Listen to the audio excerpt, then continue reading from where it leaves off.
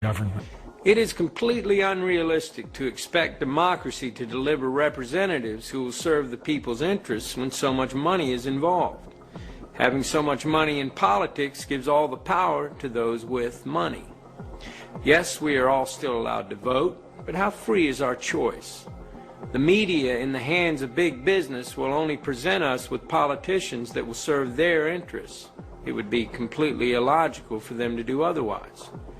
It would also be illogical to expect politicians to change a system that puts them in power. But it certainly begs the question, just what kind of democracy do we have? Do you want to live in a democratic society, or do you want to live in the society we have? Which, remember, is not a democratic society and is not intended to be. If you take a course in political theory here, I'm sure they'll teach you that the United States is not a democracy.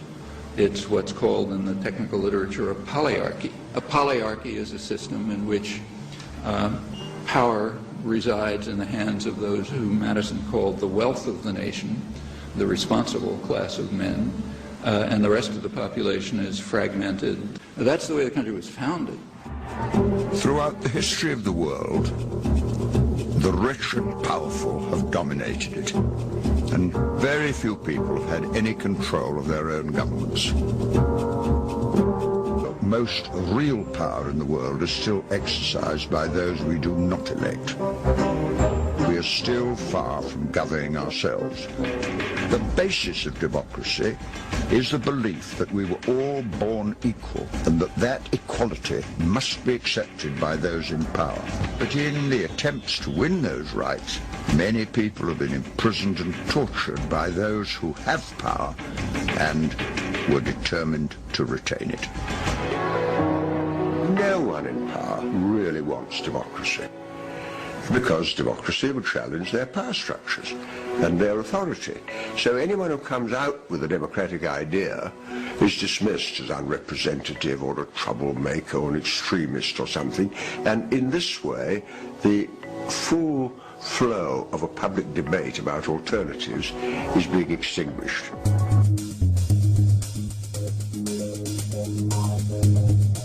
Big business is about making money. That's what big business does well.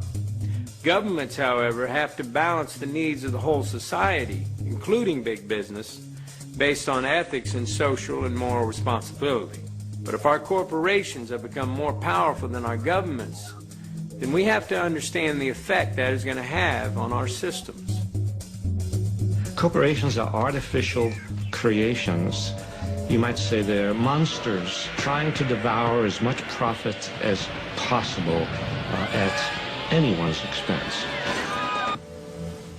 The 14th Amendment was passed at the end of the Civil War to give equal rights to black people.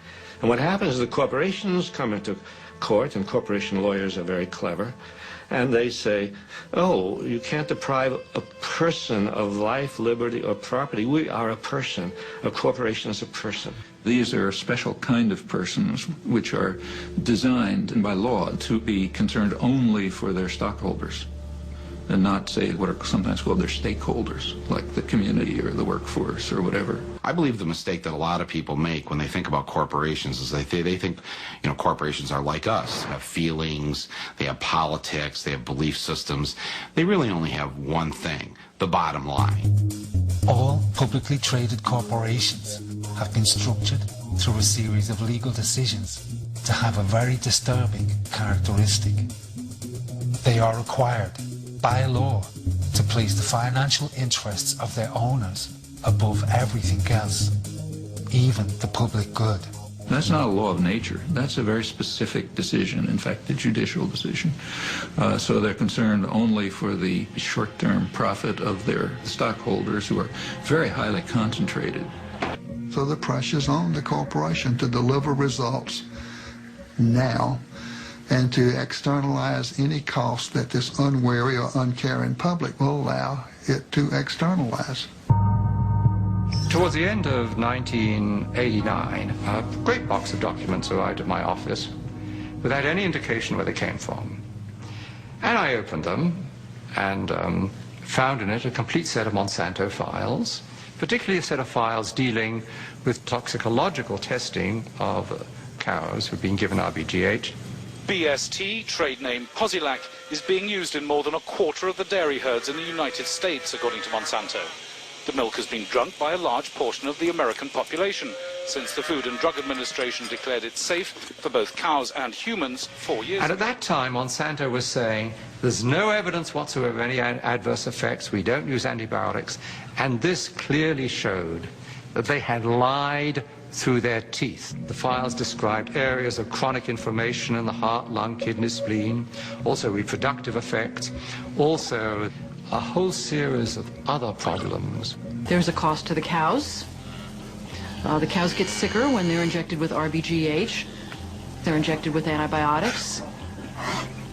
We know that people are consuming antibiotics through their food, and we know that that's contributing to antibiotic-resistant bacteria and diseases. And we know we're at a crisis when somebody can go into a hospital and get a staph infection and it can't be cured and they die. That's a crisis. Again and again, we have the problem that whether you obey the law or not is a matter of whether it's cost effective. If the chance of getting caught and the penalty are less than it costs to comply, people think of it as being just a business decision.